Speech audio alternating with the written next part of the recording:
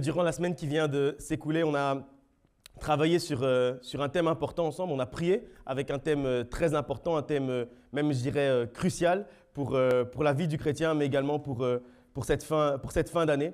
On a travaillé en fait sur la restauration du cœur, sur la guérison du cœur, sur la consolation. Et comme j'avais dit la semaine dernière, c'est vraiment important, c'est vraiment primordial en fait de passer par ce moment. Et donc depuis dimanche dernier, c'est vraiment ce sur quoi on s'est attardé, ce sur quoi on s'est penché, on s'est focalisé sur la guérison de notre cœur, sur la consolation, sur la restauration. Parce que comme on l'a dit la semaine dernière, c'est vraiment important de faire ce travail à la fin d'une année. Parce que durant toute une année, en fait, on passe par des moments qui nous touchent, par des moments compliqués. Et donc à la fin de l'année, c'est important de passer par ce moment de cure du cœur, ce moment de guérison du cœur, c'est vraiment quelque chose d'important. C'est important de prendre soin de son cœur aussi de manière générale, pas seulement à la fin de l'année, mais tout le temps. On a lu la semaine dernière qu'on devait prendre soin de notre cœur parce que de notre cœur viennent toutes les sources de notre vie. Et donc, c'était crucial de prendre soin de notre cœur. Et donc, pour terminer l'année et entrer dans la prochaine justement avec un cœur en bonne santé, avec un cœur léger, on a dit que c'était vraiment crucial de passer par cette période de guérison du cœur. Et j'espère vraiment que vous n'avez pas raté ce moment. J'espère que vous avez pris le temps, que vous avez saisi cette opportunité de guérir, de soigner, de restaurer, de consoler votre cœur et que réellement maintenant vous êtes avec un cœur léger, un cœur sur lequel il n'y a plus aucune blessure, sur lequel il n'y a plus aucune cicatrice et où vous vous rappelez même plus de ce qui vous a fait mal, comme on a dit la semaine dernière. Parce que c'est important, c'est vraiment crucial de passer par ce moment et de saisir ce genre d'opportunité. Quand Dieu nous déclare que c'est le moment de guérir le cœur, alors il faut guérir notre cœur. Alors il faut lui demander justement la guérison du cœur. Parce que, en fait, c'est tellement important d'avoir un cœur sain, un cœur en bonne santé, sain, S-A-I-N, un cœur en bonne santé parce qu'en fait, je remarque et on remarque que nos réactions, en fait, souvent, elles découlent de l'état de notre cœur. La manière, en fait, dont on va traiter les autres, ça va dépendre de l'état de notre cœur. Et c'est pour ça, en fait, que l'apôtre Paul va dire je ne fais pas le bien que je veux, mais je fais le mal que je ne veux pas. Parce que parfois, il y a certaines choses, certains actes qu'on va poser et qui sont juste en fait le résultat, le fruit de l'état de notre cœur. Si notre cœur était soigné, guéri, consolé, en bonne santé, il y a certaines choses qu'on ne ferait pas. Mais parce que notre cœur n'est pas justement en bonne santé, parce que notre cœur a toujours des blessures du passé, etc., alors il y a certains actes que l'on pose, alors il y a certaines réactions que l'on a et on sait qu'on ne devrait pas les avoir. Mais malgré tout, on les a parce qu'on ne sait pas se contrôler. Et si l'apôtre Paul a dit justement « je fais le mal que je ne veux pas faire », je crois que ça touche chacun d'entre nous. Parfois, c'est juste en fait l'état de notre cœur qui nous conditionne, qui nous pousse en fait à agir d'une manière ou d'une autre et d'une manière souvent dont on ne veut pas agir. Et on va dire des choses qui sont blessantes parce qu'en fait, ça reflète l'état de notre cœur. On va disputer avec quelqu'un, on va avoir des mauvaises réactions parce qu'en fait, ça va refléter juste l'état de notre cœur. Et donc, l'état de notre cœur va avoir pas seulement un impact sur nous, mais également un impact sur tous ceux qui nous entourent, un impact sur nos relations familiales, un impact sur nos relations de couple, un impact sur nos relations amicales. Et donc, on remarque que l'état du cœur, c'est vraiment très important. C'est vraiment important de prendre soin de notre cœur. Et donc, j'ai eu à cœur en fait aujourd'hui de continuer sur la même lancée que la semaine dernière, toujours pour préparer la nouvelle année, pour clôturer correctement l'année qui est en cours. Et c'est un thème en fait que j'avais déjà pris l'année dernière, plus ou moins à la même période encore. Et je crois que aujourd'hui encore, on en a besoin parce que la parole de Dieu est la même hier, aujourd'hui et pour l'éternité. Donc, je crois qu'on a encore besoin aujourd'hui de parler de ce thème. Et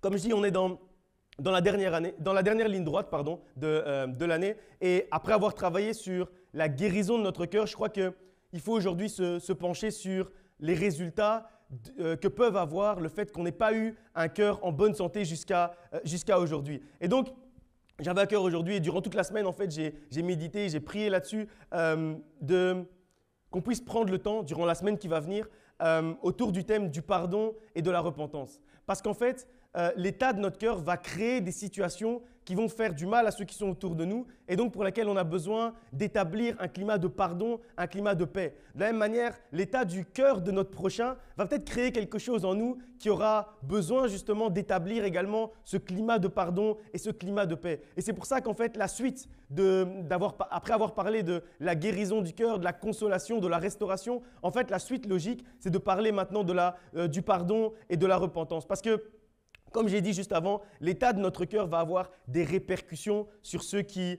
nous entourent et en fait sur ceux même qu'on aime parce que ça a des répercussions sur ceux qui sont le plus proches de nous. Donc c'est important, maintenant qu'on a pu guérir notre cœur, c'est important de réparer ce que notre cœur blessé a pu détruire. C'est important de réparer, de restaurer également les relations que notre cœur blessé a peut-être pu abîmer, de corriger en fait les erreurs qu'on a pu faire à cause de cette blessure qu'on avait dans notre cœur. Maintenant qu'on a été guéri, restauré, consolé, ne commençons pas en fait notre nouvelle année avec des problèmes, avec des disputes, avec des querelles de l'année précédente. En fait, il faut laisser derrière nous toutes ces histoires de l'année 2021 pour pouvoir commencer 2022 justement également le cœur léger. On va prendre un premier passage dans Proverbes chapitre 24, verset 27. Proverbes 24, 27.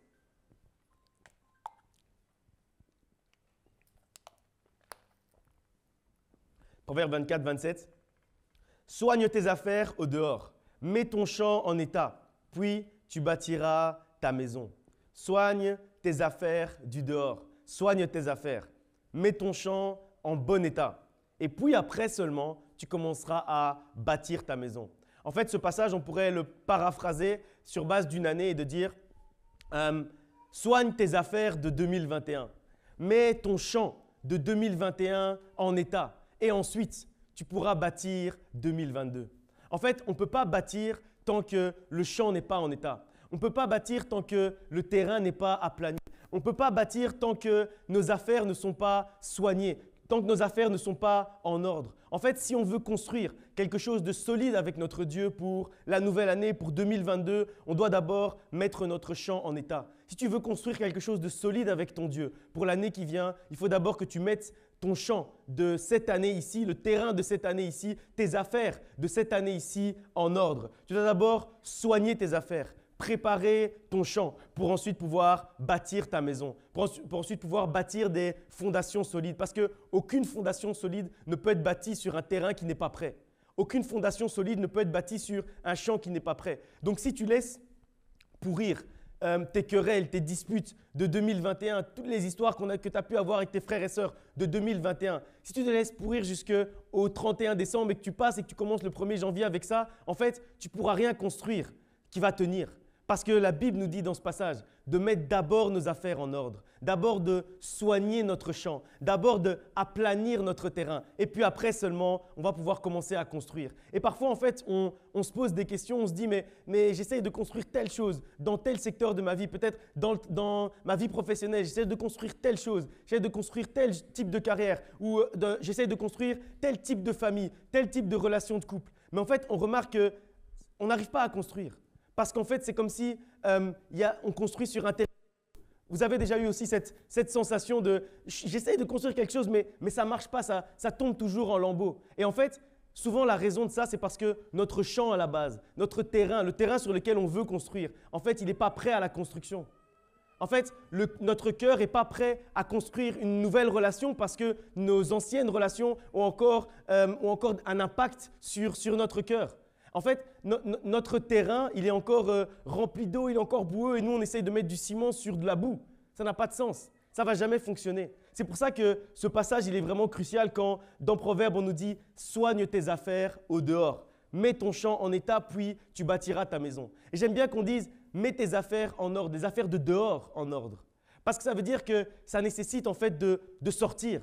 Ça nécessite de sortir de sa zone de confort. En fait, on ne peut pas restaurer une relation, on ne peut pas restaurer la paix, restaurer le pardon, etc. entre nous et quelqu'un d'autre si on reste de notre côté.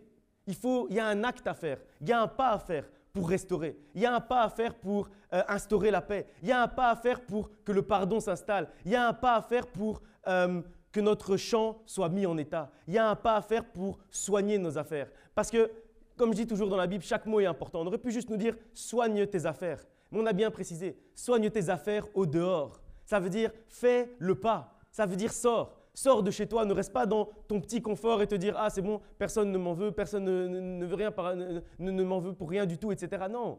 Pose-toi des questions. Est-ce qu'il n'y a pas quelque chose, une situation dans ton cœur qui a toujours un impact aujourd'hui? Et est-ce que tu ne dois pas d'abord soigner cette affaire-là de dehors avant de pouvoir construire à l'intérieur?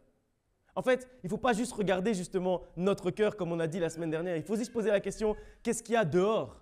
Qu'est-ce que les autres pourraient avoir contre nous?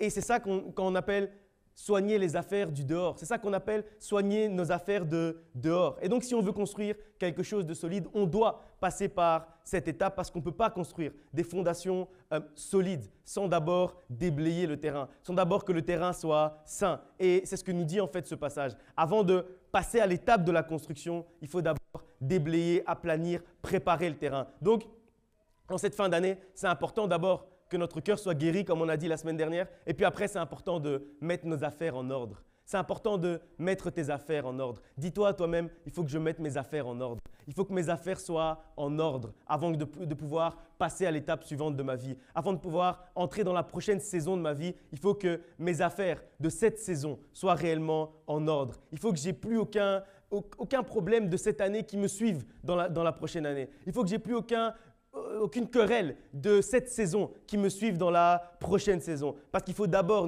remettre notre champ en état pour ensuite avoir le terrain libre et commencer réellement à construire. Et donc, qu'est-ce que ça veut dire? Ça veut dire qu'ici, on va commencer, dès aujourd'hui, on a une semaine en fait, une semaine où on va se concentrer sur le pardon et la repentance. Une semaine durant laquelle on va remettre notre champ en état. Une semaine durant laquelle on va soigner nos affaires de dehors pour pouvoir accueillir ce que Dieu veut bâtir pour nous durant la prochaine saison, la saison qui arrive. Et donc, c'est le moment de mettre nos affaires en ordre. C'est le moment de mettre tes affaires en ordre. Et donc, l'objectif de cette semaine, ça doit être d'entrer dans la nouvelle année en étant libre, en ayant le cœur complètement libre, en étant certain que plus personne n'a quelque chose contre nous et que nous-mêmes, nous n'avons plus rien contre ceux qui nous entourent. Que rien de négatif qui nous soit arrivé durant cette année ne puisse nous suivre, en fait, ne puisse rester avec nous dans la nouvelle saison, dans la nouvelle année. Que rien de ce qui nous a blessés, de ce qui nous a attristés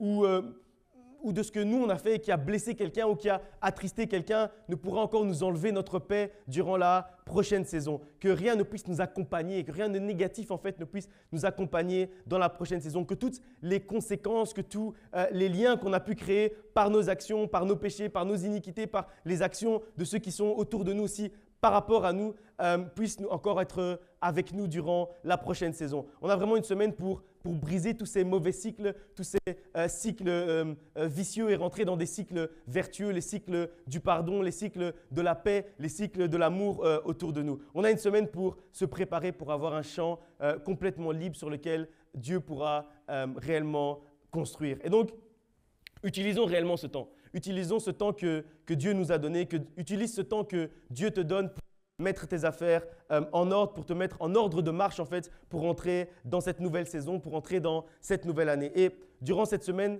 vraiment, je vous encourage. Vraiment, je t'encourage à aller vers quelqu'un que peut-être tu as blessé, avec qui peut-être tu as eu un problème et juste lui demander pardon. Juste lui dire pardon, lui demander son pardon. Durant cette semaine, je t'encourage également à aller vers quelqu'un qui t'a blessé et lui accorder ton pardon. Même si tu n'as pas demandé pardon, ce n'est pas grave. Accorde-lui ton pardon. Et peut-être que ça va débloquer justement le fait qu'il va te demander pardon après que tu lui aies accordé. Et donc réellement, il faut qu'on puisse faire ces actes-là. Il faut qu'on puisse faire ce voyage-là du pardon parce que c'est vraiment quelque chose de crucial parce que le pardon, c'est une puissance en fait qui nous libère d'abord nous.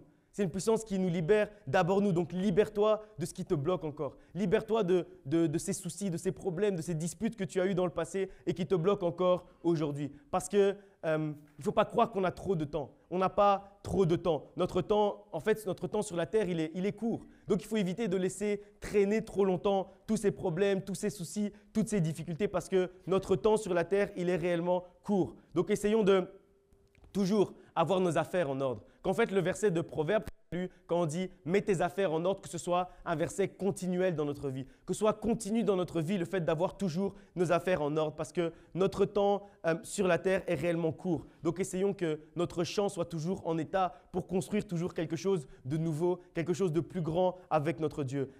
Efforçons-nous, toujours d'avoir la paix avec ceux qui sont autour de nous, d'avoir la paix en fait avec tout le monde, de pardonner tout ce qu'on a à pardonner et de demander pardon pour tout ce pourquoi on a à demander pardon, d'être pardonné pour tout ce qu'on a à être pardonné. C'est réellement important pour garder notre champ en état, pour pas qu'on puisse manquer une opportunité. Parce que peut-être que Dieu veut construire quelque chose dans ta vie aujourd'hui. Mais puisque ton champ n'est pas en état, il ne peut pas. Et donc, peut-être que tu rates l'opportunité pour que Dieu puisse construire quelque chose. Ne rate plus d'opportunité pour que Dieu puisse construire dans ta vie. Garde toujours ton champ en état. Parce qu'on ne sait pas de quoi est fait demain. Donc, assurons-nous toujours que nos affaires soient en état, que nos affaires soient en ordre, que notre champ soit en ordre. Donc, le thème, comme j'ai dit, de la prédication d'aujourd'hui, c'est le pardon et la repentance. Et je crois que c'est réellement deux choses dont on a besoin pour remettre nos affaires en ordre, le pardon et la repentance. Et pour que notre champ soit en état, pour qu'on puisse réellement construire, pour qu'on puisse bâtir, je crois qu'on a besoin réellement que le pardon et la repentance soient notre quotidien, que ce soit en fait tous les jours de notre vie, qu'on vive ce chemin, qu'on vive sur ce chemin du pardon et de la repentance. La repentance, évidemment, par rapport à nos erreurs, nos péchés contre Dieu ou par rapport à Dieu, et le pardon par rapport à nos prochains. Le pardon réciproque les uns envers les autres. Pardonner à ceux qui nous ont fait du mal durant cette année, mais également demander pardon à ceux à qui nous, on a fait du mal. Ou alors, juste si on sait que quelqu'un a quelque chose contre nous, parce que c'est ce que nous dit la parole de Dieu. Il ne faut même pas se dire « j'ai fait quelque chose, déposer un acte qui l'a blessé ». En fait, juste le fait de se dire qu'il a peut-être quelque chose contre moi, c'est suffisant pour aller et mettre nos affaires de dehors en ordre. Et je sais, je suis conscient que ce n'est pas un thème qui va susciter beaucoup d'amen ou beaucoup d'exaltation, je voulais dire, parce qu'on n'aime pas parler de ça. Parce qu'on n'aime pas en fait se remettre en question. On n'aime pas en fait faire ce genre d'introspection. Et beaucoup en fait ont aussi des soucis avec ça. Beaucoup ont des soucis par rapport au pardon, ont des soucis pour pardonner. Et donc, on va commencer à rajouter des règles, à dire « oui, je peux pardonner une fois, deux fois, un certain nombre de fois, mais à partir d'un moment, j'arrête. À partir d'un moment, je ne peux plus, j'arrête complètement de pardonner. » Alors que Christ nous dit qu'on peut pardonner jusqu'à 777 fois. Vous imaginez le nombre, et la même faute de la même personne, on peut la pardonner autant que ça. Faites le calcul vous-même, le nombre de fois qu'on peut pardonner. Et nous, on va rajouter des règles en disant « ah mais non, mais c'est bon, il avait déjà fait la même erreur avec moi 5 fois, c'est bon, maintenant je ne pardonne plus. » Mais ce n'est pas comme ça. Et donc, on va rajouter des règles parce qu'en fait, on n'est pas à l'aise avec ça. On n'est pas à l'aise avec le pardon, on a des difficultés avec le pardon. On va dire qu'il y a certaines choses qu'on peut pardonner et il y a d'autres, non. Si quelqu'un me fait ça, là, je ne peux pas pardonner, là, je coupe les ponts, c'est terminé, ça, je ne peux pas pardonner. Alors que c'est nous-mêmes qui mettons en fait ces niveaux. Dieu n'a jamais mis des niveaux au-delà duquel on ne peut pas pardonner. La Bible ne nous parle pas de ça. Alors justement, l'apôtre nous dit et nous exhorte à nous pardonner en tout temps et pour quelque raison que ce soit. C'est la manière dont il a prononcé cette phrase. Pour quelque raison que ce soit. Ça veut dire pour tout. Peu importe si ce soit petit ou grand, le pardon doit régner. Si on t'a fait quelque chose de très grave, le pardon doit régner. Si on t'a fait quelque chose de petit, le pardon doit régner. Parce que c'est ça aussi. Parfois, on a tendance à pardonner les choses qui sont plus visibles, qui sont plus grandes, etc. Mais les petites phrases blessantes, etc., ça, on va les garder dans notre cœur. Et le jour où quelqu'un va vraiment nous faire quelque chose de grave, là, on va le sortir. Là, on va sortir, ouais, mais aujourd'hui, tu fais ça. Mais hier, tu avais déjà fait ça. Et donc, les petites choses, on va commencer à les garder dans notre cœur. Et donc, alors que l'apôtre Paul nous dit, pour quelque chose que ce soit petit ou que ce soit grand, il faut être capable de pardonner. Il faut être capable d'entrer en fait dans ce cycle du pardon tout le temps. Ce cycle de la repentance tout le temps. Parce que nos affaires doivent tout le temps être en ordre. Parce que notre champ doit être tout le temps en état. Et en fait, c'est nous qu'on pénalise. C'est pour ça que quand on dit le pardon, c'est une puissance qui libère, on a l'impression que c'est une phrase qu'on dit comme ça dans le milieu chrétien. Mais non, c'est ça. Ce passage de Proverbes, c'est ça qu'il nous dit. Il nous dit de mettre notre champ en ordre pour que Dieu puisse construire. Ça veut dire que tant que le pardon n'est pas instauré, en fait, Dieu ne peut pas construire. Donc, en fait, qui est pénalisé par le fait que le pardon ne soit pas instauré dans ta vie? C'est toi-même. C'est toi-même, en fait, qui est pénalisé. Tu n'es pas en train de pénaliser la personne que tu ne veux pas pardonner. En fait, tu es en train de te pénaliser toi-même parce que Dieu n'a pas la possibilité de construire sur des sables mouvants. Dieu n'a pas la possibilité de construire sur la boue. Donc, il faut que tu puisses mettre ton champ en état pour commencer à construire, à bâtir avec ton Dieu. Et arrêtons donc de nous mettre des règles, de nous dire, OK, un nombre de fois, OK, tel niveau, je pardonne. Entre tel niveau et tel niveau, je pardonne, mais les petites choses, ça va, on laisse tomber. Et ce qui est trop important, on laisse tomber aussi, je ne pardonne pas. Ça, c'est nous qui mettons.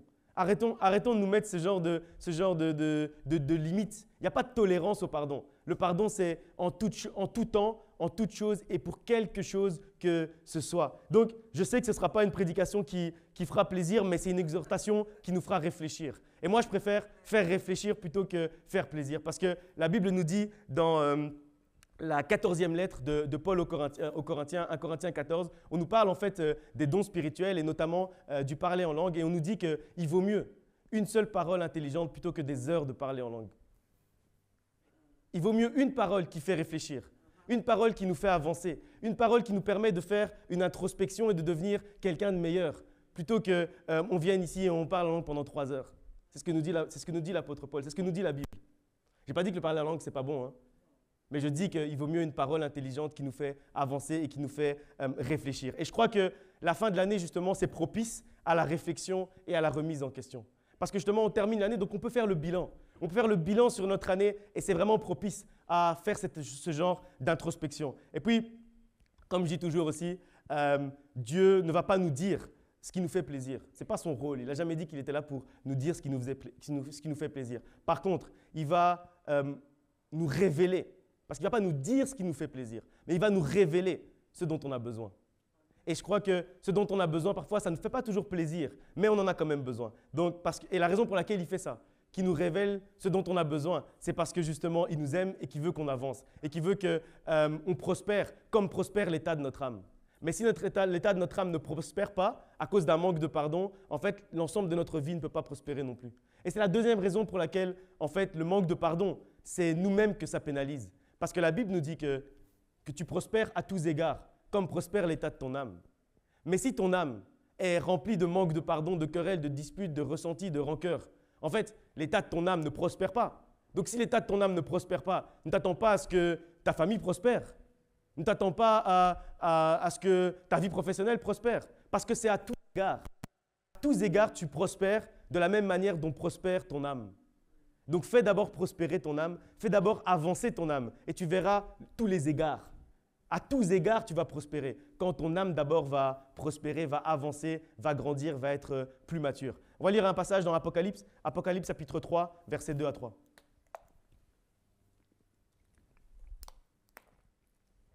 Apocalypse chapitre 3, à partir du verset 2. « Sois vigilant et affermis le reste qui est près de mourir, car je n'ai pas trouvé tes œuvres parfaites devant mon Dieu. Rappelle-toi donc comment tu as reçu et entendu, et garde et repens-toi. Si tu ne veilles pas, je reviendrai comme un voleur et tu ne sauras pas à quelle heure je viendrai. » Ce passage, il est vraiment, vraiment important. Parce que c'est un passage d'abord de la fin des temps, mais c'est également un passage en fait pour tout le monde, peu importe le temps. On nous dit d'abord, sois vigilant. Sois vigilant, c'est ce dont je parlais en introduction, c'est-à-dire s'assurer que notre cœur est toujours en bon état, que notre âme est toujours en bon état, que nos affaires sont toujours en ordre, que notre champ est toujours prêt à recevoir ce que Dieu a prévu de construire pour nous et en nous. Après, on dit, affermis le reste qui est prêt de mourir. Et ça, c'est ce que je disais également en introduction en disant qu'il ne faut pas croire qu'on a beaucoup de temps. Le temps est court. En fait, on est tous, quand on dit affermis ceux qui sont prêts de mourir, en fait, on est tous prêts de mourir à l'échelle de l'humanité, à l'échelle de Dieu. Notre vie, c'est un point. Donc en fait, dès qu'on est, on est proche de mourir. Parce que c'est court le temps qu'on est sur la terre. Donc en fait, on parle à tout le monde. On dit d'affermir ceux qui sont prêts de mourir, donc tout le monde. Pourquoi? Parce qu'il n'a pas trouvé nos œuvres parfaites devant Dieu. Mais ça, c'est pour tout le monde aussi. Il ne faut pas croire qu'il y a une seule personne qui a des œuvres parfaites. Personne n'a des œuvres parfaites. Et donc, c'est pour tout le monde. Quand on dit « sois vigilant », ce n'est pas seulement pour une catégorie de personnes qui pêchent beaucoup et donc ils doivent être vigilants. Non, c'est juste pour ceux qui ne sont pas parfaits. Et ceux qui ne sont pas parfaits, c'est tout le monde. Ceux qui ne sont pas parfaits, c'est moi, c'est toi, c'est nous, c'est tout le monde. Parce que personne ne peut se dire aujourd'hui « non, mais moi, si Dieu revient aujourd'hui, il a trouvé toutes mes œuvres parfaites. » Non, personne ne peut dire ça. Personne n'a l'orgueil de pouvoir dire ça. Et là, ce serait même nier l'importance du sacrifice de Christ à la croix, puisqu'il a dit qu'il est venu pour le pardon de nos péchés. Donc si toi, tu dis que tu es sans péché, il faut se poser des questions sur ce que tu dis par rapport à Christ. Et donc après, on nous parle de la repentance. On nous dit de nous rappeler de ce qu'on a reçu et ce qu'on a entendu. Mais pas seulement ce que, et également comment on l'a reçu et comment on l'a entendu. La raison pour laquelle, en fait, on a entendu parler de Jésus-Christ, c'est parce qu'un jour, il nous a fait la grâce et la miséricorde qu'on puisse entendre parler de lui. En fait, la raison pour laquelle aujourd'hui on est rassemblés, c'est parce qu'un jour, Jésus-Christ nous a fait grâce et miséricorde pour pouvoir venir sur la terre.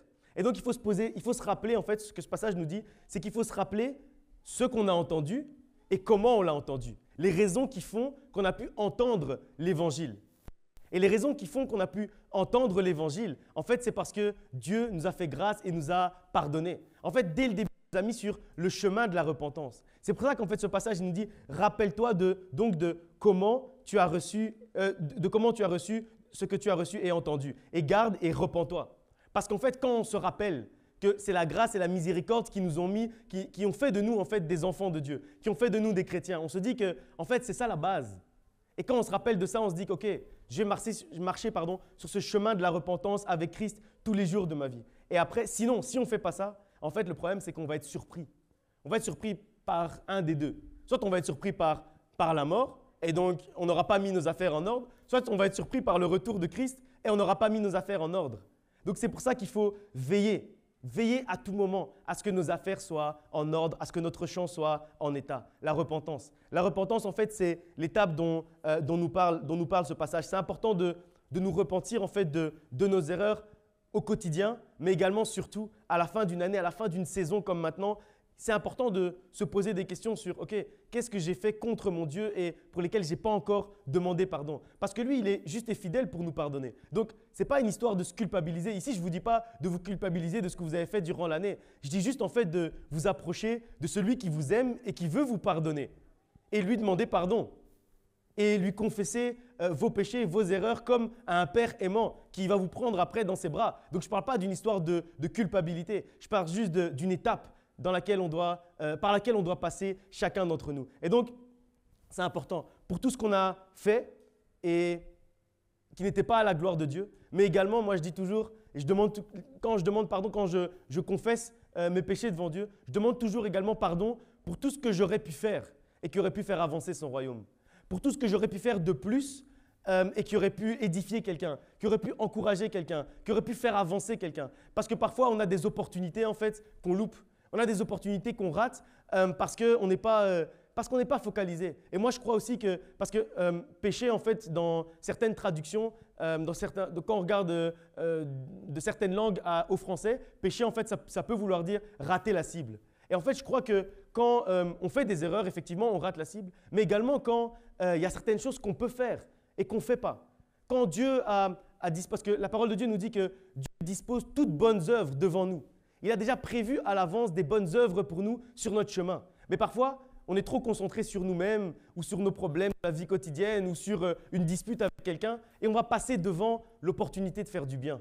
Et je crois que ça aussi, il faut demander pardon, il faut confesser également ça devant notre Dieu. Donc c'est pour ça que je disais que ce passage, il est vraiment important quand il dit qu'il n'a pas trouvé toute bonne œuvre parfaite devant Dieu. Ça veut dire que ce n'est pas seulement qu'on a fait des choses imparfaites, mais que c'est également quand on avait l'opportunité de faire quelque chose de parfait, peut-être qu'on ne l'a pas fait. Peut-être qu'on ne l'a pas fait de la bonne manière ou qu'on ne l'a pas fait du tout. C'est ça en fait qu'on dit, je n'ai pas trouvé toute bonne œuvre parce que personne ne peut se dire, j'ai fait 100% de toutes les choses que Dieu voulait que je fasse jusqu'à aujourd'hui. Et donc on a de quoi demander pardon, c'est ça mon point. C'est que tout le monde, même si tu dis, mais moi c'est bon, j'ai rien fait de mal, j'ai déjà demandé pardon à Dieu tous les jours, je demande pardon à Dieu pour ce que j'ai fait de mal. Oui, c'est bien. Mais est-ce que tu demandes aussi pardon pour ce que tu aurais pu faire de mieux? Ce que tu aurais pu faire en plus pour ton frère, pour ta sœur, pour ceux qui sont autour de toi? Est-ce que tu demandes pardon pour… parfois, peut-être un jour, tu marchais dans la rue, tu mangeais un sandwich, peut-être que quelqu'un était en train de mourir de faim à côté de toi. Mais tu ne sais pas. C'est pour ça qu'il faut entrer dans ce schéma, dans ce cycle en fait, de la repentance vraiment au quotidien. Parce que on ne sait pas et on ne peut pas dire, comme je disais, et comme dit Apocalypse, on ne peut pas dire que si Dieu revient aujourd'hui, il va trouver toute bonne œuvre parfaite dans notre vie. Et donc, c'est pour ça qu'il faut entrer dans ce schéma. C'est important, en fait, d'y penser quelques instants, d'y penser un peu pour demander réellement pardon, pour confesser nos péchés devant notre Dieu. Mais c'est également important de s'en rappeler pour ne plus refaire également les mêmes erreurs durant l'année qui arrive. Quand on se pose des questions également, quand on fait une introspection, ça nous permet d'évoluer, ça nous permet de devenir aussi quelqu'un de meilleur, un chrétien plus affermi, un chrétien plus adulte, un chrétien plus mature. Et donc, il ne faut pas tomber dans la culpabilité, comme j'ai dit tout à l'heure, mais il faut juste se présenter devant Dieu et présenter devant Dieu, en fait, lui présenter nos erreurs de l'année, de la saison qui se termine et les déposer à ses pieds pour qu'il puisse nous pardonner, pour qu'il puisse pardonner ses erreurs et que notre champ soit aplani pour qu'il puisse commencer à construire notre avenir et notre futur. C'est crucial. C'est crucial réellement durant la fin d'une année pour que cette nouvelle année ne soit pas en fait juste une copie de l'année qui précède. Parfois, on a l'impression que notre vie, c'est juste une répétition de ce qui précède avant. C'est parce qu'en fait, on est rentré dans un mauvais cycle. On est entré dans un cycle en fait, où on répète toujours les mêmes erreurs et donc les mêmes effets arrivent et donc on répète. On rentre dans un mauvais cycle alors que Dieu nous appelle à briser les cycles. Il y a un passage dans Exode que j'aime beaucoup qui dit jusqu'à présent, vous avez suivi les contours de la montagne, allez maintenant vers le nord. Et en fait, je crois que ce passage, justement, ce qu'il nous dit, c'est que parfois, on tourne en rond. Quand on dit que le peuple hébreu est en train de suivre les contours de la montagne alors qu'il cherchait la terre promise, ça veut dire qu'en fait, une montagne, tu tournes en rond quand tu suis les contours d'une montagne. Tu tournes en rond. Et ce n'est pas des montagnes. Donc, ils suivaient la contour d'une montagne. Ils étaient en train de tourner en rond. Et à un moment donné, Dieu leur a dit, arrêtez de tourner en rond, allez vers ce côté-là. Et je crois qu'aujourd'hui, c'est le message que Dieu nous donne. Arrêtons de tourner en rond dans les erreurs, dans les disputes, dans les querelles. Arrêtons de tourner en rond. Prenons maintenant le chemin vers la repentance et vers le pardon. Je crois que c'est ce à quoi Dieu nous appelle aujourd'hui, pour qu'on arrête en fait de toujours vivre les mêmes choses, pour qu'on arrête en fait que 2022 ne soit pas juste une copie de 2021. Il ne faut pas juste que ce soit une copie avec un chiffre en plus. Il faut que ce soit réellement un bouleversement pour toi. Il faut que ce soit réellement quelque chose de nouveau. Il faut réellement que Dieu puisse construire quelque chose de nouveau, de bon dans ta vie. Mais pour ça, il faut que ton champ soit en état. Il faut que ton terrain soit en état. Et c'est pour ça que c'est crucial. C'est crucial de ne pas reproduire toujours les mêmes erreurs. Pour qu'on puisse réellement repartir à zéro avec notre Dieu, pour qu'on puisse en fait se présenter devant lui comme étant nous-mêmes un champ, un terrain sur lequel il va pouvoir construire. Alors on pourra réellement repartir à zéro et avancer dans notre vie. Parce qu'on n'avance pas parce qu'on tourne autour de la montagne, alors que Dieu nous donne le chemin. C'est à nous de suivre ce chemin-là. Alors on verra réellement un grand bouleversement et un grand changement dans notre vie, des choses nouvelles qui vont être construites dans notre vie, bâties par notre Dieu dans notre vie. On va lire encore un passage dans Romains chapitre 4, versets 7 à 8. Romains 4, 7 à 8.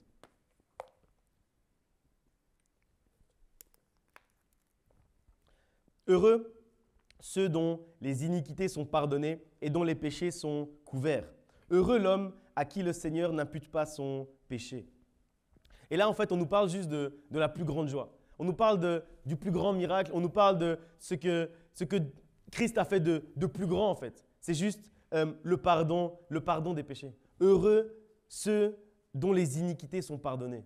C'est ça, en fait, qui doit nous donner la joie, de pouvoir se dire, aujourd'hui, je suis certain que mes iniquités sont pardonnées. Je suis certain que je suis rentré sur ce chemin de la repentance et du pardon. Et j'aime bien quand on dit dont les iniquités sont pardonnées, parce qu'on ne dit pas uniquement dont les iniquités sont pardonnées par Dieu, mais on nous parle également, en fait, c'est large, c'est général, c'est réciproque en fait. On nous parle de ce qu'on a pu faire aussi à quelqu'un, que aussi les gens nous pardonnent de nos erreurs par rapport à eux, les gens qu'on a pu blesser. Et puis après, on nous parle du pardon des péchés. On nous dit le pardon des péchés et le fait que nos péchés sont pardonnés, en fait, il n'y a plus de répercussions aussi qu'on nous dit ici. En fait, c'est la plus grande joie, c'est réellement le plus grand miracle. Parce qu'il faut se rappeler que le salaire du péché, normalement, le salaire du péché, c'est la mort. Mais Christ, il est allé à la croix justement pour prendre ce châtiment qui nous donne la vie.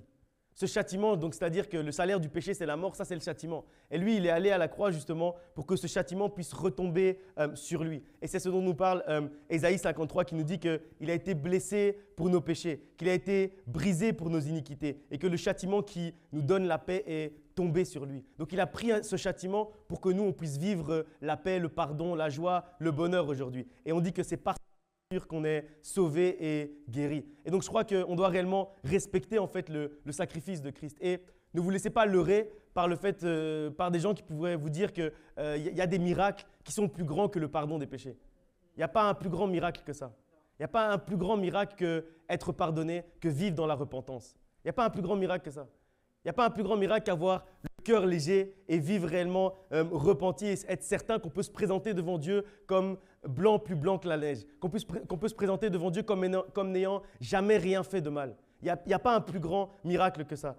Et Pourtant, Christ, il a fait des miracles, il a ouvert les yeux aux aveugles, il a guéri des malades, etc. Mais le plus grand miracle qu'il a fait, c'est ça, c'est te donner l'accès à la repentance, l'accès au trône de la grâce, l'accès à une vie dans la paix et dans le pardon continuel avec ton Dieu. Se reconnecter avec toi, en fait, c'est se recréer en fait une relation avec toi, une communion avec toi. C'est ça le plus grand miracle de Christ. Et donc, il a vu notre état. Il a vu ton état et il a choisi de nous faire grâce. Il a choisi de te faire grâce. Il a choisi d'avoir en fait de la miséricorde envers nous. Donc il s'est sacrifié. Il s'est sacrifié pour nous.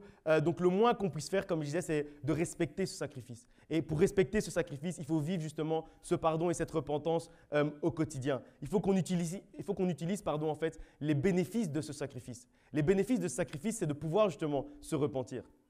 Et donc quand on n'est pas sur ce chemin de la repentance, en fait, on n'utilise pas les bénéfices du sacrifice de Christ. Et donc, c'est comme si, en fait, on néglige quelqu'un qui s'est sacrifié pour nous. On néglige, en fait, son sacrifice. C'est pour ça que c'est quelque chose de crucial, en fait. Quand on comprend ça, on se dit qu'en fait, c'est juste, en fait, respecter le sacrifice de Christ et l'aimer.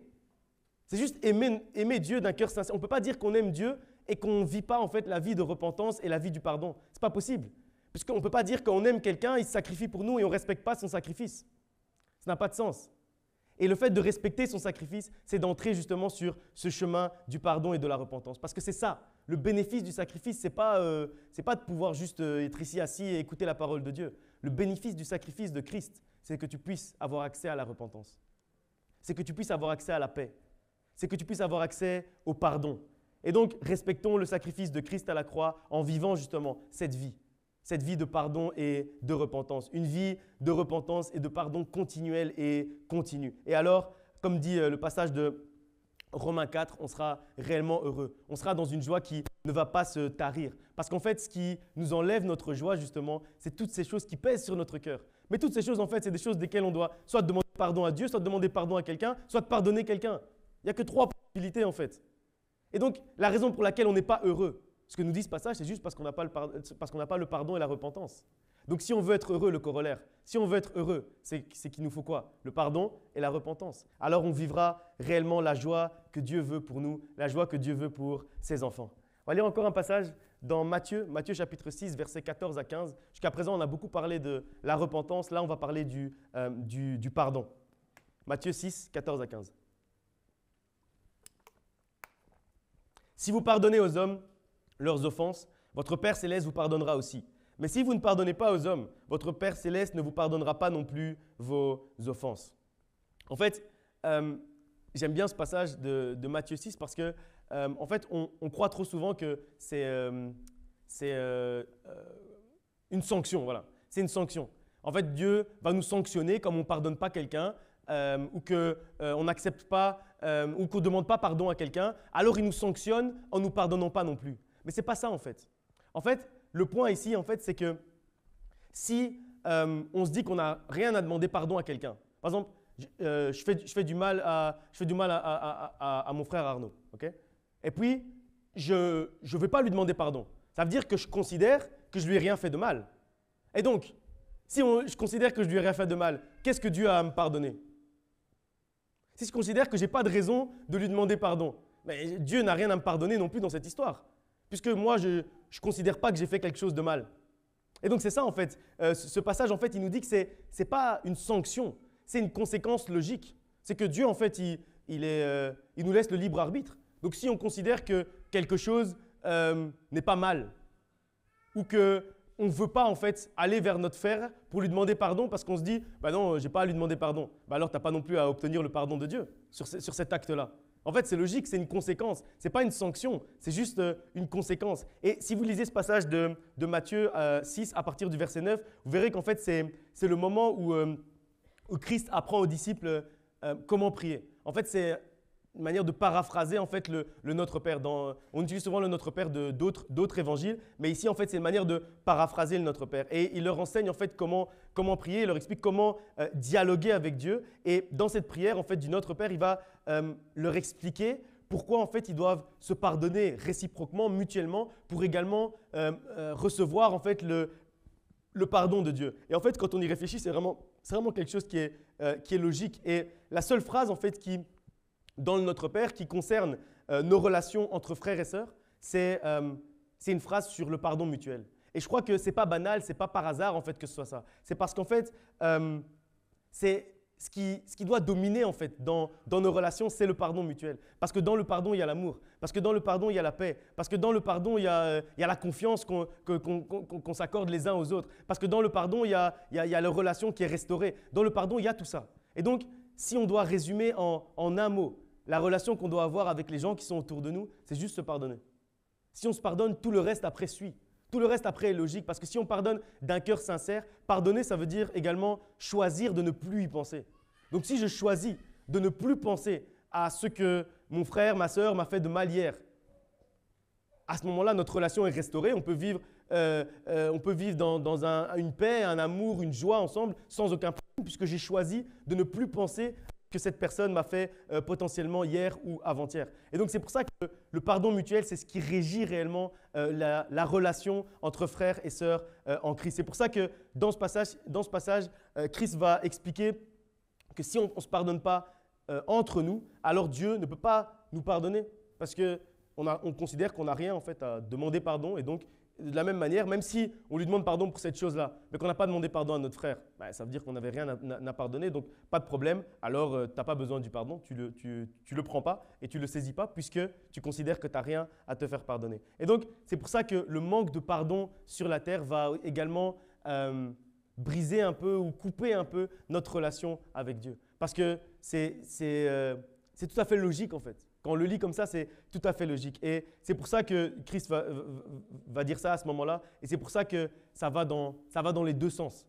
Parce que dans l'autre sens, si un frère ou une sœur également vient vers nous et nous demande pardon, et qu'on comprend la puissance du pardon comme on l'a lu ici, si on comprend la délivrance que va apporter notre pardon dans la vie de notre frère, alors également, on va lui pardonner de manière naturelle et logique. Parce qu'on ne peut pas se dire qu'on veut que Dieu ne puisse pas construire dans la vie de quelqu'un, ou on veut qu'une personne soit mal, ou on veut qu'une personne, son âme ne prospère pas et que du coup, à tous égards aussi, elle ne prospère pas. Quand on comprend les conséquences du fait de ne pas pardonner cette personne, c'est naturel et logique quand quelqu'un nous demande pardon, et avant même qu'il nous demande pardon, de lui pardonner. C'est logique, parce qu'on ne peut pas se dire qu'on veut que quelqu'un vive dans ce genre de détresse. Quand même, on a quand même un cœur, on ne veut pas que quelqu'un vive dans ce genre de détresse et donc on veut apporter la délivrance à ceux qui sont autour de nous. Et pour apporter la délivrance, parfois, ça réside juste dans l'acte d'accorder notre pardon. Accorder notre pardon, souvent, ça nous délivre nous-mêmes et ça délivre également ceux qui sont autour de nous. Alors que si on ne pardonne pas, en fait, c'est qu'on n'a pas foi dans la puissance du pardon. Parce que si on se dit que quelqu'un peut rester dans cette situation-là, c'est qu'on n'y croit pas vraiment à cette situation-là. C'est qu'on ne croit pas vraiment, donc ça veut dire qu'on n'a pas vraiment foi dans la puissance du pardon. Alors si on ne peut pas accorder notre pardon parce qu'on n'a pas foi dans la puissance du pardon, comment est-ce que Dieu pourrait nous pardonner? Si on n'a pas foi dans la puissance de son pardon, comment est-ce que lui va nous pardonner alors que lui-même, Dieu sur terre, Christ, quand il faisait un miracle, il disait « ta foi t'a sauvé ». Donc quand il veut nous pardonner, il va dire « ta foi dans la puissance du pardon a fait que tu obtiennes le pardon ». Donc, si on ne pardonne pas, c'est qu'on manque de foi dans la puissance du pardon. Donc, Dieu ne peut pas nous pardonner puisqu'on n'a pas foi dans la puissance du pardon. Et donc, si tu veux pouvoir demander pardon à Dieu et que réellement Dieu puisse t'octroyer ce pardon, que ce ne soit pas un pardon en l'air, juste une phrase comme ça, demande pardon et pardonne d'abord ici sur terre. Si tu as besoin de la puissance du pardon dans ta vie, si tu as besoin d'avancer, si tu as besoin de bâtir, parce que la puissance du pardon, ça te permet de bâtir, c'est le moment d'abord de pardonner ceux qui sont autour de toi et de demander pardon à ceux qui sont autour de toi. On va lire encore un passage dans Matthieu chapitre 5, versets 23 à 24. Matthieu 5, 23 à 24.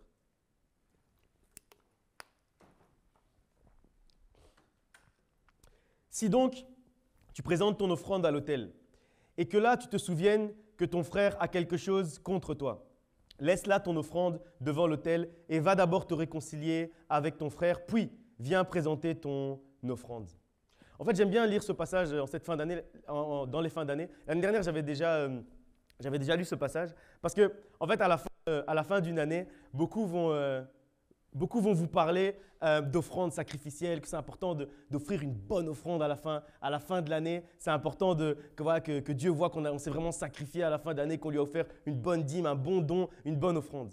Mais en fait, ce passage, il nous dit qu'il y a quelque chose d'encore plus important. Et souvent, justement, on va parler de ça parce que ça aide. Parce que oui, à la fin de l'année, il y a aussi beaucoup de frais pour les églises, donc ça aide.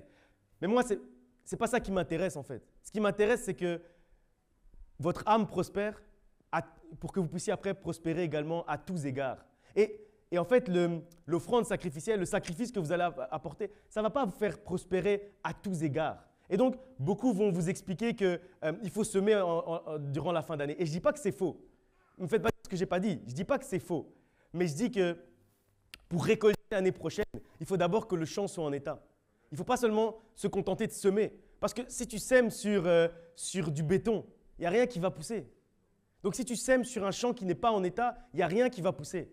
Et donc, je ne peux pas me tenir devant vous et être intègre par rapport à moi-même, être authentique par rapport à moi-même et juste vous parler de semer. Je ne peux pas dire, vous savez, en cette fin d'année, il faut que vous semiez si vous voulez voir vos finances prospérer, etc. Je ne peux pas me permettre de faire ça parce que je ne serai pas intègre par rapport à moi-même, parce que je serai en train de cacher une partie. Parce que la partie que je serai en train de cacher, c'est qu'en fait, pour que la semence puisse porter du fruit et que vous puissiez récolter durant la prochaine année, il ne suffit pas juste de jeter la semence au hasard comme ça. Il faut d'abord préparer le champ. Et pour préparer le champ, il faut d'abord entrer dans la repentance et dans le pardon. C'est pour ça que d'abord on prépare le champ.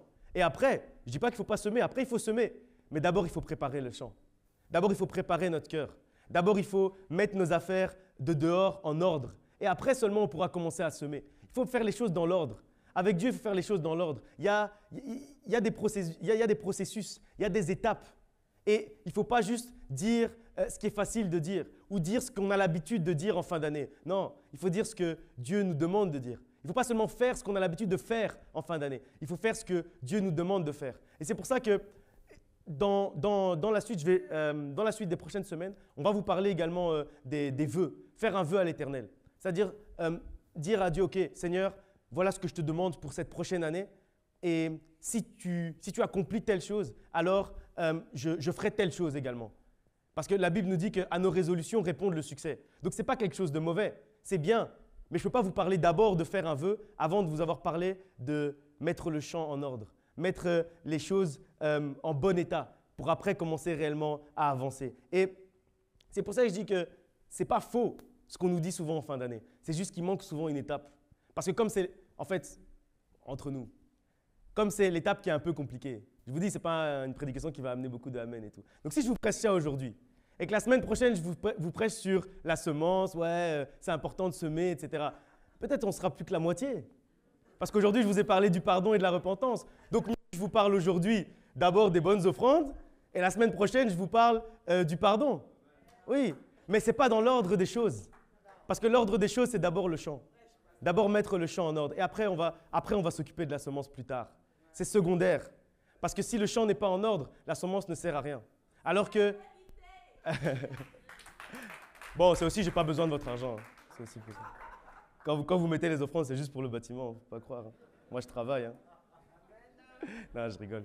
Non, je rigole. Mais mon point, c'est juste de dire qu'il faut faire les choses dans l'ordre. Il faut que le champ soit en ordre, il faut que le champ soit prêt, il faut que la terre soit bonne. Et quand la terre est bonne, là, on peut bien semer et voir réellement les fruits. Parce qu'après, sinon, qu'est-ce qui va se passer? Sinon, après, je vais vous parler aujourd'hui de la semence. Et puis après, vous allez semer. Et puis après, en janvier, février, mars, vous n'allez rien voir arriver. Vous allez venir dire, hey, pasteur, tu nous as dit de semer, on a semé. Et maintenant, il ne se passe rien dans notre vie. Ah oui, parce que je vous ai dit de semer sur du béton. Je vous ai dit de lancer des graines sur des cailloux. Ah oui, alors il ne va rien se passer. Et c'est pour ça qu'après, souvent, les gens sont déçus souvent des églises. Les gens vont être déçus des pasteurs, des serviteurs de Dieu, etc. parce qu'on ne suit pas l'ordre établi. On ne suit pas en fait le processus que Dieu nous a donné. C'est clair pourtant dans la parole de Dieu. C'est clair. Mais pour une raison, pour une autre, on veut faire passer une chose avant, une chose après, etc. Il faut suivre l'ordre que Dieu a établi. Et quand on suit l'ordre que Dieu a établi, c'est là où notre âme prospère à tous égards. C'est là qu'on prospère, à tous égards, comme prospère l'état de notre âme. Parce que notre âme va prospérer, va fructifier. Et donc, tous égards dans notre vie, tout ce qui est autour de nous, tous les secteurs de notre vie vont également prospérer, vont également avancer. Parce que d'abord, notre âme aura prospéré. Parce que d'abord, notre âme aura été plus proche de Dieu. Parce que d'abord, notre âme sera remplie de la joie, du pardon, de l'amour de Dieu. Et après, tout le reste, ça va prospérer naturellement. Sans effort, ça va commencer à prospérer. Et donc, Tout ça, c'est vrai, mais il y a une étape avant, il y a l'étape du pardon et de la repentance. C'est pour ça que Jésus enseigne ici qu'il vaut mieux laisser même son offrande. Il vaut mieux laisser même son offrande et aller d'abord faire la paix, puis seulement revenir pour la déposer. Alors, à ce moment-là, notre offrande, notre semence, elle aura réellement un grand effet, un grand impact dans notre vie. C'est la combinaison des deux en fait. Ce n'est pas juste l'un, c'est la combinaison des deux qui va débloquer les situations dans notre vie. Et il y a autre chose qui m'a toujours frappé en fait dans ce passage, c'est qu'on dit que la personne qui bouge, si on lit bien ce passage, la personne qui bouge, ce n'est pas celui qui a quelque chose contre son frère. La personne qui bouge, en fait, c'est celui qui sait que son frère a quelque chose contre lui. Donc, en fait, mon point, c'est de dire, c'est pas seulement quand quelqu'un nous a fait quelque chose de mal qu'il faut aller vers lui et dire, voilà, il faut qu'on se réconcilie parce que tu m'as fait du mal. C'est pas seulement ça. La personne qui bouge ici, c'est la personne qui se doute que peut-être quelqu'un a quelque chose potentiellement contre lui. S'il y a déjà juste ce petit doute, s'il y a déjà le doute légitime, donc tu peux douter que peut-être durant l'année, tu as dit une phrase déplacée à quelqu'un, c'est déjà assez pour aller lui demander pardon. C'est déjà assez pour aller restaurer. Parce qu'en fait, quand on laisse ça en fait, sur notre champ, en fait, on ne sait pas ce que ça peut créer. Une petite graine de mauvaise herbe peut créer une grande mauvaise herbe après qui va empêcher la bonne semence de pousser. Donc, il faut, même les petites choses, il ne faut pas les laisser. Et c'est pour ça qu'ici, ce n'est pas la personne qui a mal au cœur qui bouge. C'est la personne qui pense que peut-être un jour, potentiellement, c'est pour ça que je fais exprès de mettre plein de choses qui font dire que ce n'est pas sûr, en fait. C'est incertain. Peut-être que tu as fait quelque chose, peut-être que tu ne l'as pas fait, mais mieux quand même, tu vas demander pardon. C'est ça, en fait, que ce passage nous dit. Peut-être que quelqu'un a quelque chose contre toi, mais peut-être qu'il n'a rien. Mais si tu te souviens ou si tu crois qu'il a potentiellement quelque chose contre toi, alors vas-y quand même. Parce qu'il vaut mieux demander pardon une fois de trop et que notre champ soit en ordre qu'une fois de moins et que notre champ soit de la boue. Il vaut mieux demander pardon pour rien, c'est pas grave. Demande pardon, vas-y, c'est rien. Et peut-être que la personne va dire non, mais j'ai rien contre toi, tu m'as rien fait. Ok, pas de problème, c'est pas grave. Qu'est-ce que tu as touché à part ton orgueil? En fait, aller vers quelqu'un pour demander pardon, en fait, ça demande juste un peu d'humilité. Ça demande juste un peu d'humilité, ça demande juste de dire « moi je ne suis pas orgueilleux, c'est pas grave, je ne suis pas parfait en fait ». Parce que quand on ne va pas demander pardon, ça veut dire juste on se considère qu'on est parfait et qu'on n'a rien fait de mal aux gens, etc. Donc je fais rien, je ne demande rien, etc. Non, juste un peu d'humilité. Un peu d'humilité pour aller vers quelqu'un et lui dire peut-être que je t'ai fait quelque chose. Alors comme peut-être, je te demande quand même pardon.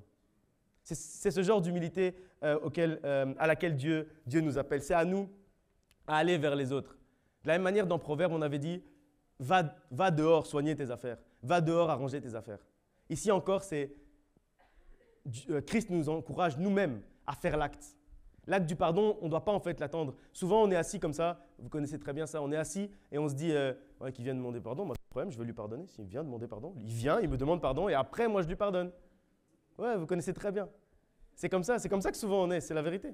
Parce qu'on se dit que, voilà, c'est lui qui nous a fait du mal, donc c'est à lui de venir nous demander pardon. Mais ce passage, en fait, il nous dit que si on se dit que peut-être il a quelque chose contre nous, ça veut dire que peut-être qu'il a fait cet acte contre toi. Parce que lui, il a quelque chose contre toi. Parce que tu lui as fait quelque chose avant. Alors bouge toi-même. Va toi-même lui demander pardon.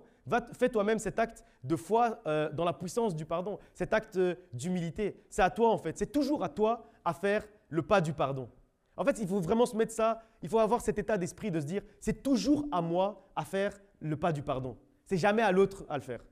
Si on se met dans cet état d'esprit-là, vous allez voir que l'assemblée chrétienne, la communauté chrétienne va être complètement différente.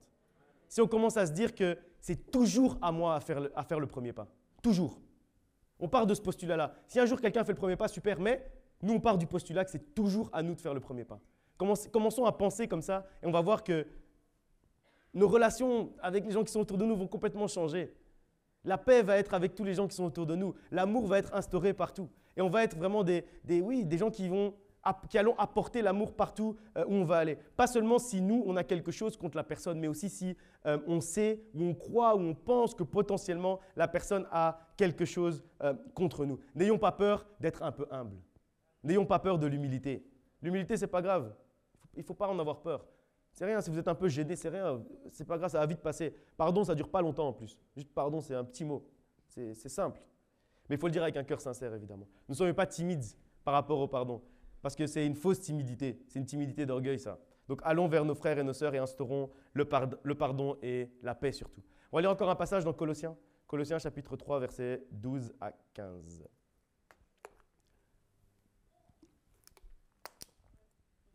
Épître de Paul aux Colossiens, chapitre 3, verset 12.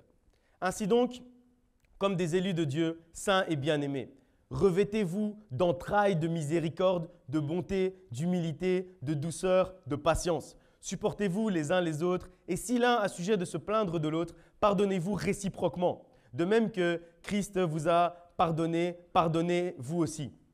Mais par-dessus toutes ces choses, revêtez-vous d'amour, qui est le lien de la perfection, et que la paix de Christ, à laquelle vous avez été appelés pour former un seul corps, règne dans vos cœurs et soyez reconnaissants.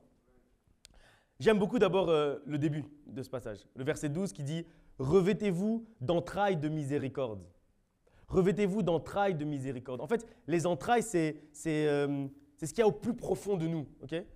Ce qu'il y a au plus profond de nous. Et on nous dit ici que nos entrailles doivent être remplies de miséricorde, de bonté, d'humilité, de douceur et de patience. C'est ce qui doit être en fait à l'intérieur de nous, au plus profond de nous. Il faut que ce qui soit au plus profond de nous, dans nos entrailles, ce soit ça en fait. Ce soit le pardon, la miséricorde, la repentance, etc. C'est ce que nous dit ce passage. Et puis, au verset 13, on voit un peu la conséquence. Quand nos entrailles sont revêtues de miséricorde, alors on se supporte les uns les autres. Également, on se pardonne les uns les autres. Et ici, vous voyez également qu'on dit, je vais le lire exactement, si l'un a sujet de se plaindre de l'autre, donc là on dit l'un par rapport à l'autre, et puis après, pardonnez-vous réciproquement.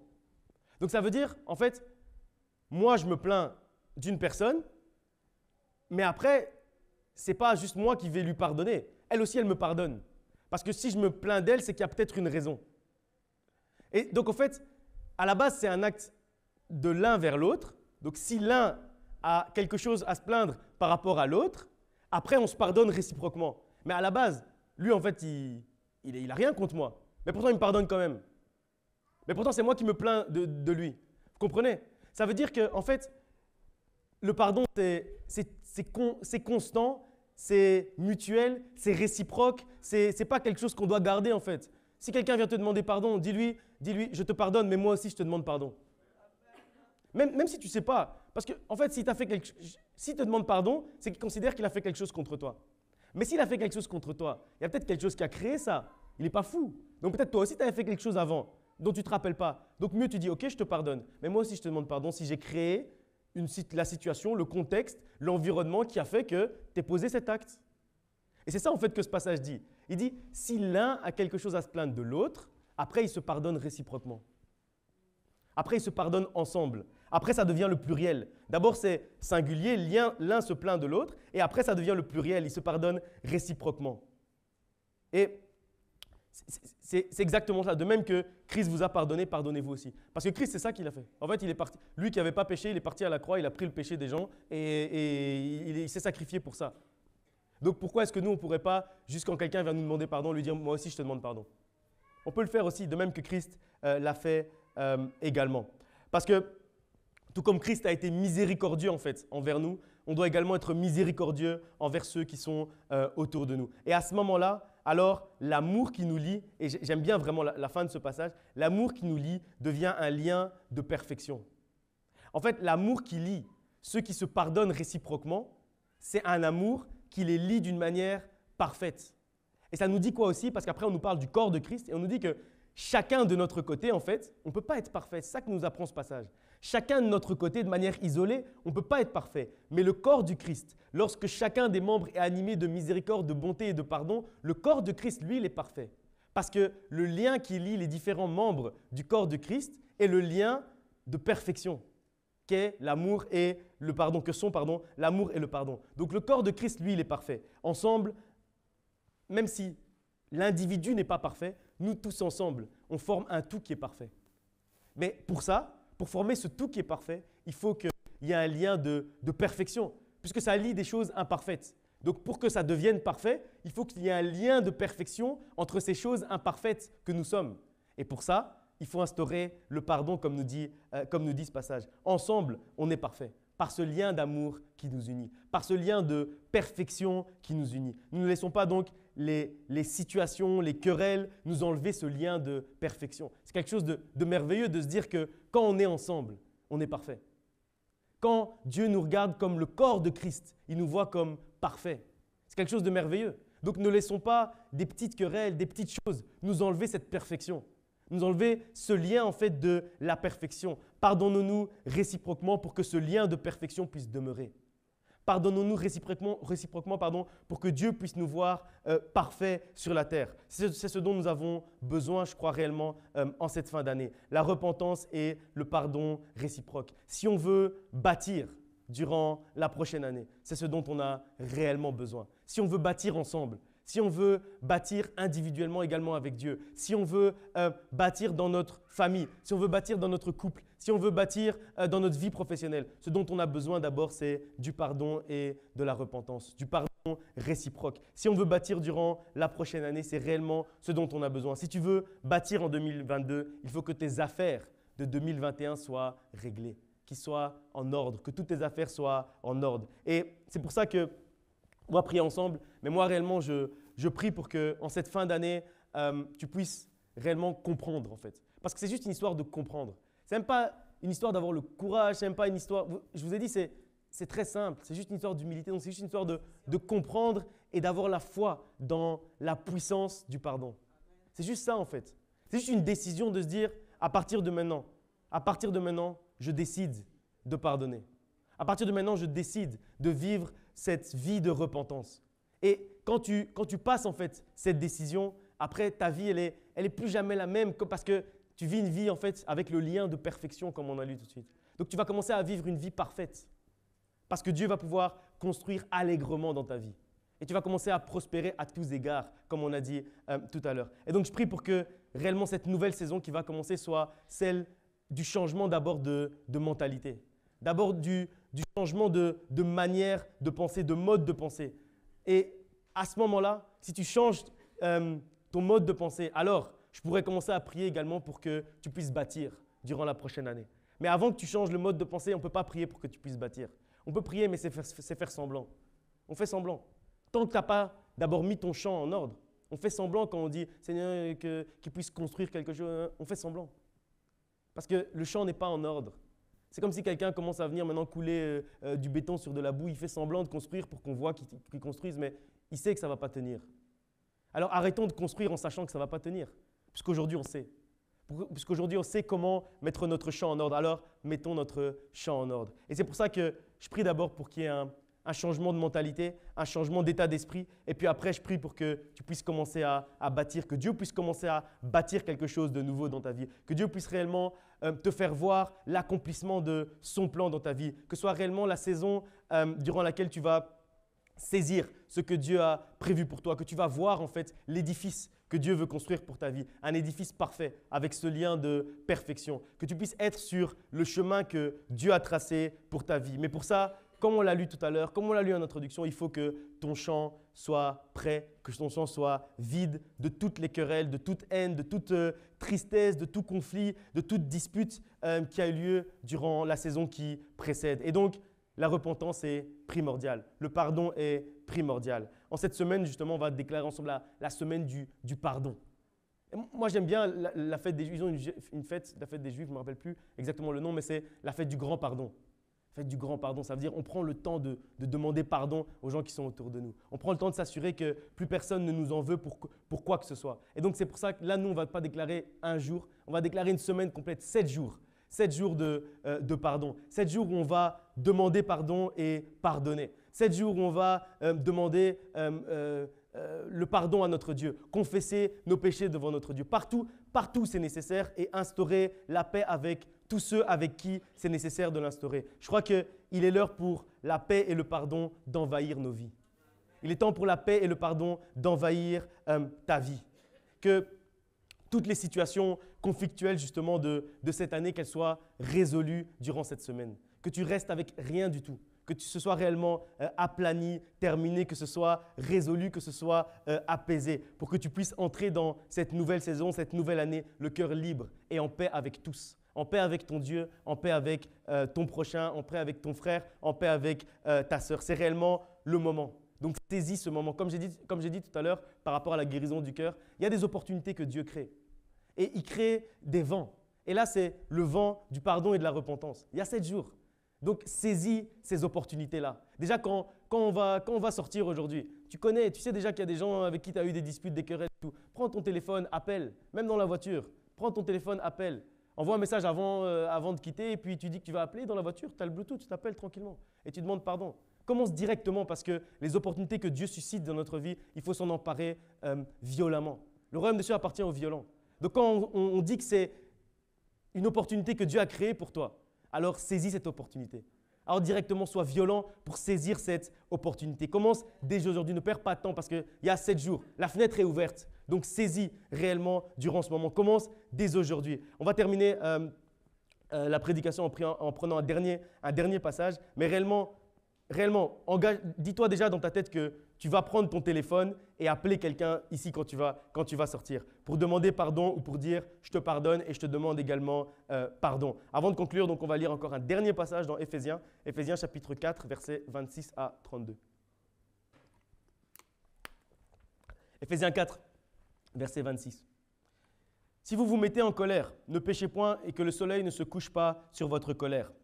Et ne donnez pas accès au diable. Que celui qui dérobait ne dérobe plus, mais plutôt qu'il travaille en faisant de ses mains ce qui est bien pour avoir de quoi donner à celui qui est dans le besoin. Qu'il ne sorte de votre bouche, aucune parole mauvaise, mais s'il y a lieu, quelques bonnes paroles qui servent à l'édification et communiquent une grâce à ceux qui l'entendent. N'attristez pas le Saint-Esprit de Dieu par lequel vous avez été scellés pour le jour de la rédemption. Que toute amertume, toute animosité, toute colère, toute clameur, toute calomnie et toute espèce de méchanceté disparaissent du milieu de vous. Soyez bons les uns envers les autres, compatissants, vous pardonnant réciproquement, comme Dieu vous a pardonné en Christ. J'aime bien le verset 31, vraiment il est très clair. Que toute amertume, que toute animosité, que toute colère, que toute clameur, que toute calomnie, que toute espèce de méchanceté disparaissent du milieu de vous. Et si ça disparaît du milieu de nous, en fait, on a le lien de perfection dont on parlait tout à l'heure. Parce que tout ça a disparu du milieu de nous. Ce passage, en fait, c'est vraiment un bon résumé de tout ce qu'on vient de dire depuis le début de la prédication. En fait, c'est une exhortation, c'est une ode même au pardon et à la repentance. Au verset 28, on nous parle du changement de vie. On nous dit que celui qui volait ne doit plus voler, que celui qui faisait des choses malhonnêtes ne doit plus faire des choses malhonnêtes, mais il doit faire des choses honnêtes de ses mains. Que celui qui parlait mal, qui médisait, qui insultait, qui commence maintenant à utiliser sa bouche pour faire du bien, à exhorter, à édifier. Peu importe ce que tu as fait de mal en fait durant cette année, fais le contraire durant la prochaine année. C'est ça que nous dit ce passage. Si tu as volé durant cette année, fais quelque chose de bon pour aider ton prochain l'année prochaine. C'est ça que nous dit ce passage. Fais tout le contraire des choses mauvaises que tu as fait. Si tu as menti, dis la vérité. Si tu t'es battu avec quelqu'un, si tu t'es disputé l'année prochaine, fais le contraire. Fais le contraire, apporte la paix partout où tu vas aller. Si tu as été malhonnête, sois honnête. Si tu as critiqué, exhorte et édifie. Si tu as été avare, sois généreux. Parce que c'est ça d'abord la repentance. Si tu as fait quelque chose de mal, fais le contraire durant la prochaine saison, durant la prochaine année. Parce que la repentance s'accompagne toujours du changement. Sinon, comme dit ce passage, on attriste le Saint-Esprit, comme le dit le verset 30. N'attristons plus le Saint-Esprit par notre manque de changement et notre manque de changement surtout d'état d'esprit. Verset 31, on nous dit, comme j'ai dit, que toute amertume, animosité, etc. disparaissent du milieu de nous. N'emmène aucune amertume, aucune animosité, aucune colère, aucune méchanceté de 2021 en 2022. N'emmène rien de tout ça avec toi. Change, fais quelque chose de nouveau, que Dieu puisse faire quelque chose de nouveau. Que toutes tes disputes en fait de cette année, elles soient résolues et qu'elles restent dans cette année. Ne referme pas en fait cette année avec de l'animosité. C'est ça l'animosité, la rancœur dans ton cœur. Ne referme pas l'année avec ça. Clôture d'abord tout ça. Ne garde rien en fait contre personne et assure-toi que personne ne garde rien contre toi par rapport à tes actes de cette année. Et puis au verset 32, on nous rappelle d'être bon, compatissant et de nous pardonner réciproquement. Être compatissant. En fait, être compatissant, ça veut dire comprendre les situations, le contexte, les difficultés qui peuvent amener d'autres frères et sœurs à faire parfois quelque chose qui nous fait mal. C'est ça en fait être compatissant. Si tu es compatissant, en fait, tu vas plus voir les actes des autres de la même manière. Tu vas te dire, ok, peut-être il y a un contexte qui fait qu'il agisse comme ça. Alors je vais lui pardonner, c'est pas grave. Je vais même lui demander pardon, c'est pas grave. Pour qu'il soit bien, je vais le faire. Parce que je suis compatissant envers mon frère et donc je compatis par rapport à sa situation. Ce n'est pas de la pitié, c'est deux choses différentes. La compassion, c'est juste dire, il y a peut-être quelque chose, un environnement qui a créé ces actes-là. Et donc, même si on fait quelque chose, même si on nous fait quelque chose de mal, on va pardonner même directement. On va pardonner directement parce qu'on sait qu'il y a un contexte. Se pardonner réciproquement. C'est intéressant qu'on nous dise que, j'en ai déjà parlé, mais que le pardon, c'est un acte réciproque. Ça veut dire, tu me pardonnes, je te pardonne. C'est ça le pardon. C'est ça, en fait, à chaque fois que quelqu'un vient nous parler du pardon, c'est ça, en fait, qu'on doit faire. Si quelqu'un vous demande pardon, c'est parce qu'il a agi d'une telle ou telle manière par rapport à vous, mais il y avait peut-être une circonstance que vous avez aussi créée dans sa vie pour qu'il puisse agir de cette manière. Et ce que j'aime le plus dans ce passage, en fait, c'est le début, le tout début. Quand on nous dit que le soleil ne se couche pas sur votre colère, votre animosité, etc., etc., etc. Donc, avant d'aller se coucher, il faut qu'on s'assure qu'on n'a pas de raison d'être en colère contre quelqu'un. Et après, on nous dit que le soleil ne se couche pas. Et je crois qu'il faut se dire que le soleil de 2021 ne peut pas se coucher tant qu'on n'a pas résolu toutes ces disputes-là. Le soleil de 2021 ne peut pas se coucher sur notre colère. Le soleil de 2021 ne peut pas se coucher sur notre amertume, sur notre rancœur, sur les disputes, sur la méchanceté. Il ne peut pas se coucher sur ça. Parce que sinon, comment est-ce que le soleil de 2022 va se lever? Avec la même chose. Il ne faut pas laisser le soleil se coucher sur ça. Le soleil du 31 décembre 2021, il ne faut pas le laisser se coucher avec ça. Il faut qu'au moment où il se couche, il faut que tu sois sûr que c'est bon, c'est clean. Il n'y a plus aucun problème. Tout est bon, tout est aplani. Parce que sinon, on va ouvrir la porte en fait, à l'ennemi pour qu'il puisse entrer, déranger, détruire durant la nouvelle année. Et donc, ne laissons pas cette place à l'ennemi. Ne laissons pas cette place au diable. Fermons-lui la porte. Fermons-lui la porte et laissons-le en fait en 2021. S'il y a eu des possibilités de t'embêter, de te déranger durant cette année, laisse-le là. Laisse-le là et rentre sans lui en 2022. Parce que en fait, l'amertume, la méchanceté, etc., c'est des portes. En fait, c'est des portes qu'on ouvre pour que l'ennemi puisse entrer. Donc si maintenant la porte n'existe plus, il va trouver juste un mur. Qu'il puisse trouver ce mur dans ta vie en 2022. On va prier, que Dieu vous bénisse.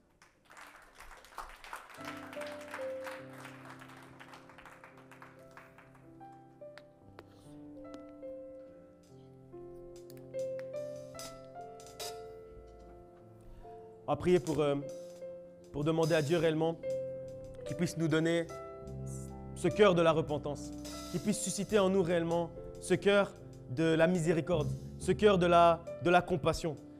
On va demander la miséricorde de Dieu pour ce qu'on a fait et qu'il a attristé. Parce que parfois on attriste le Saint-Esprit comme nous a dit ce passage. Donc on doit également demander pardon à notre Dieu parce que potentiellement on l'a attristé. Prenons le temps réellement maintenant de prier. Prenons le temps maintenant de prier pour demander pardon à Dieu, mais pour demander également pardon pour ce qu'on a fait à ceux qui sont autour de nous. Et engageons-nous. La deuxième partie de notre prière aujourd'hui, c'est un engagement. Un engagement à, dès qu'on passe la porte ici, dès qu'on passe la dernière grille là, de l'église, qu'on puisse appeler quelqu'un et demander pardon. Appeler quelqu'un et lui dire « je te pardonne ». Fais cet engagement envers ton Dieu parce que à tes résolutions répondent le succès. Donc si tu prends la résolution de vivre dans le pardon, c'est le succès qui t'attend l'année prochaine. Mais il faut d'abord prendre la résolution. C'est dans l'ordre. Mets tes affaires en ordre. Mets tes affaires de 2021 en ordre durant cette prière. Et rentre dans la nouvelle année. Rentre dans la nouvelle saison léger, à l'aise. Prions ensemble.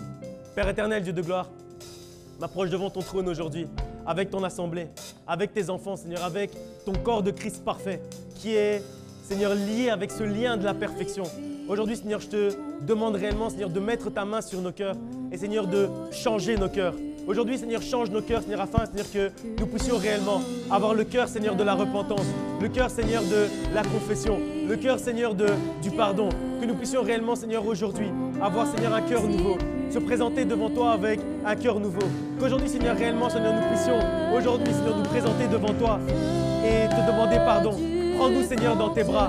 Aujourd'hui, Seigneur, nous avons besoin de ton pardon. Nous avons besoin, Seigneur, que tu puisses aujourd'hui, Seigneur, changer, Seigneur, notre vie. Nous avons besoin aujourd'hui, Seigneur, que tu puisses bouleverser notre manière de penser. Aujourd'hui, Seigneur, change notre intelligence. Change, Seigneur, cette manière de penser, Seigneur, qui nous amène, Seigneur, à être orgueilleux. Mais mets en nous, Seigneur, l'humilité. Mets en nous, Seigneur, la patience. Mets en nous, Seigneur, la bonté. Mets en nous, Seigneur, la miséricorde. Mets en nous, Seigneur, la compassion. Qu'aujourd'hui, Seigneur, réellement, nous puissions nous approcher de toi comme si nous n'avons jamais rien fait de mal. Que nous puissions nous approcher de toi, Seigneur, en étant blanc plus blanc que la neige. Aujourd'hui, Seigneur, je te demande réellement, Seigneur, que nous puissions, Seigneur, réellement marcher sur ton chemin. Marcher, Seigneur, sur ce chemin de la repentance. Marcher, Seigneur, sur ce chemin du pardon, Seigneur. C'est ce que nous voulons aujourd'hui. C'est ce à quoi, Seigneur, notre cœur aspire. Aujourd'hui, Seigneur, notre cœur aspire à ton pardon. Aujourd'hui, Seigneur, notre cœur aspire, Seigneur, à pardonner, Seigneur, ceux qui sont autour de nous. Que, Seigneur, nous puissions, Seigneur, rien laisser, Seigneur, aucune situation, aucune querelle, aucune dispute, Seigneur, avec laquelle nous allons rentrer dans la prochaine année. Mais que réellement, Seigneur, nous puissions aujourd'hui, Seigneur, nous engager, Seigneur, à pardonner, nous engager, Seigneur, à demander pardon, nous engager, Seigneur, réellement aujourd'hui. Aujourd'hui, réellement, c'est ce que nous voulons faire. Aujourd'hui, Seigneur, nous voulons entrer, Seigneur, avec un cœur pur, Seigneur, dans cette nouvelle saison. Aujourd'hui, Seigneur, nous voulons rentrer avec, Seigneur, des affaires en ordre, Seigneur, dans cette nouvelle saison. Aujourd'hui, Seigneur, nous voulons rentrer avec un champ libre, Seigneur. Aujourd'hui, Seigneur, nous voulons rentrer avec un terrain, Seigneur, sur lequel toi, tu pourras construire. Aujourd'hui, Seigneur, nous voulons, Seigneur, que tu puisses construire quelque chose de nouveau dans notre vie. Aujourd'hui, Seigneur, nous voulons que tu puisses construire, Seigneur, quelque chose de bon, quelque chose de grand, Seigneur, dans notre vie. C'est ce à quoi, Seigneur, nous aspirons aujourd'hui. Nous aspirons, Seigneur, à ce que toi, Seigneur, tu puisses faire quelque chose de nouveau, faire quelque chose, Seigneur, de bon, Seigneur, et de grand dans notre vie. Aujourd'hui, nous voulons, Seigneur, que tu nous façonnes. Façonne-nous, Seigneur. Façonne-nous, Seigneur, à ton image et à ta ressemblance. Que nous puissions vivre, Seigneur, comme étant, Seigneur, des créatures qui vivent à ton image et à ta ressemblance, Seigneur. Oui, je n'ai qu'un seul désir.